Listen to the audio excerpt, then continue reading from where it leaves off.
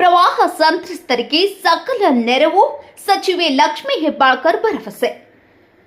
ಸರ್ಕಾರ ಪ್ರವಾಹ ಸಂತ್ರಸ್ತರ ಜೊತೆಗಿದೆ. ಅವರಿಗೆ ಎಲ್ಲಾ ರೀತಿಯಲ್ಲಿಯೂ ನೆರವು ನೀಡಲಾಗುವುದು. ಯಾರೂ ಎದೆ ಗುಂದಬೇಕಾಗಿಲ್ಲ ಎಂದು ಮಹಿಳಾ ಮತ್ತು ಮಕ್ಕಳ ಅಭಿವೃದ್ಧಿ ಸಚಿವೆ ಲಕ್ಷ್ಮೀ ಹೆಬ್ಬಾಳ್ಕರ್ ಭರವಸೆ ನೀಡಿದ್ದಾರೆ. ಶನಿವಾರ ಬೆಳಗಾವಿ ಗ್ರಾಮೀಣ ವಿಧಾನಸಭಾ ಕ್ಷೇತ್ರದ ಬಡಾಲ ಅಂಕಲ್ಗಿ ಪಾರ್ವತಿ ಹೊದೆಪ್ಪ ಹುದುಲಿ 31 ವರ್ಷ ಎಂಬ ಮಹಿಳೆ ಮನೆ ಗೋಡೆ ಕುಸಿದ ಘಟನೆಯಲ್ಲಿ ಗಾಯಗೊಂಡಿದ್ದಾಳೆ. ಆಕೆಯ ಕೈಕಾಲು ಹಾಗೂ ಸೊಂಟಕ್ಕೆ ತೀವ್ರ ಗಾಯಗಳಾಗಿವೆ. ಚಿಕಿತ್ಸೆಗಾಗಿ ಬೆಳಗಾವಿಯ ಜಿಲ್ಲಾಸ್ಪತ್ರೆಗೆ ಅವರನ್ನು ದಾಖಲಿಸಲಾಗಿದೆ. ಮಾಹಿತಿ ತಿಳಿಯುತ್ತಿದ್ದಂತೆಯೇ ಮಹಿಳಾ ಮತ್ತು ಕುಟುಂಬ ಕಲ್ಯಾಣ ಇಲಾಖೆ ಸಚಿವೆ ಲಕ್ಷ್ಮೀ ಹೆಬ್ಬಾಳ್ಕರ್ ಇವರು ಜಿಲ್ಲಾಸ್ಪತ್ರೆಗೆ ದೌಡಾಯಿಸಿ ಗಾಯಾಳು ಮಹಿಳೆಯನ್ನ ಅವಳ ಪರಿಸ್ಥಿತಿಯನ್ನ ಪರಿಶೀಲಿಸಿದರು. ಈ ವೇಳೆ ಮಾತನಾಡಿದ ಅವರು, ಮನೆ ಕಳೆದುಕೊಂಡ ಕುಟುಂಬದವರಿಗೆ ಸರ್ಕಾರದಿಂದ ಪರಿಹಾರ ವಿತರಿಸಲಾಗುವುದು. ಈಗಾಗಲೇ ಅಧಿಕಾರಿಗಳೊಂದಿಗೆ ಹಾನಿಗೊಳಗಾದ ಮನೆಗಳ ಪರಿಶೀಲನೆಯನ್ನ ನಡೆಸಲಾಗಿದೆ ಎಂದು ತಿಳಿಸಿದರು. ಇನ್ನು ಬಡಾಲ ಅಂಕಲ್ಗಿಯಲ್ಲಿ ಮನೆ ಬಿದ್ದು ಗಾಯಗೊಂಡ ಮಹಿಳೆಯ ಚಿಕಿತ್ಸೆಯ ವೆಚ್ಚವನ್ನ ಸರ್ಕಾರ ಭರಿಸಲಿದ್ದು, ವೈಯಕ್ತಿಕವಾಗಿಯೂ ಆರ್ಥಿಕ ಸಹಾಯ ಮಾಡಿರುವುದಾಗಿ ತಿಳಿಸಿದರು.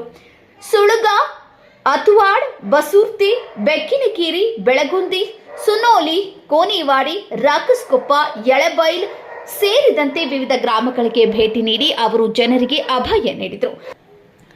ಈ ವರ್ಷ ಹೆಚ್ಚಿನ ಪ್ರಮಾಣದಲ್ಲಿ ಮಳೆಯಾಗುತ್ತಿರುವುದರಿಂದ ಸಾಕಷ್ಟು ಸಮಸ್ಯೆಯಾಗಿದೆ. ಅನೇಕ ಕಡೆ ಮನೆ ಬಿದ್ದಿದೆ, ಆಸ್ತಿ ಪಾಸ್ತಿ ಹಾನಿಯಾಗಿದೆ. ಎಲ್ಲರಿಗೂ ಸೂಕ್ತ ರೀತಿಯಲ್ಲಿ ಪರಿಹಾರ ಒದಗಿಸಲಾಗುವುದು. ಈ ಕುರಿತು ಅಧಿಕಾರಿಗಳಿಗೆ ನಿರ್ದೇಶನ ನೀಡಲಾಗಿದೆ ಎಂದು ಸಚಿವರು ತಿಳಿಸಿದರು.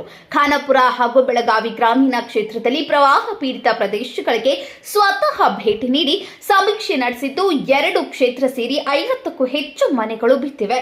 ಈ ಕುರಿತು ಕಂದಾಯ ಸಚಿವರಿಗೆ ಸಮಗ್ರ ವರದಿ ನೀಡಲಾಗುವುದು. ಸಂತ್ರಸ್ತರಿಗೆ ನ್ಯಾಯ ಒದಗಿಸಲಾಗುವುದು. ವೈಯಕ್ತಿಕವಾಗಿ ಮತ್ತು ಸರ್ಕಾರದಿಂದ ಸೂಕ್ತ ಪರಿಹಾರ ನೀಡಲಾಗುವುದು ಎಂದು ಲಕ್ಷ್ಮೀ ಹೆಬ್ಬಾಳ್ಕರ್ ತಿಳಿಸಿದರು.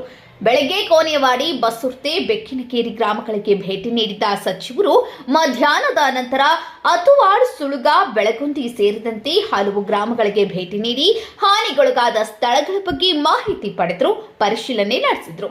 ಪ್ರವಾಹದಿಂದ ಮನೆ ಕಳೆದುಕೊಂಡ ಕುಟುಂಬಗಳನ್ನು ಭೇಟಿ ಮಾಡಿ ಲಕ್ಷ್ಮೀ ತಾಯಿ ಫೌಂಡೇಶನ್ ವತಿಯಿಂದ ಆರ್ಥಿಕವಾಗಿ ಸಹಾಯ ಮಾಡಿದರು.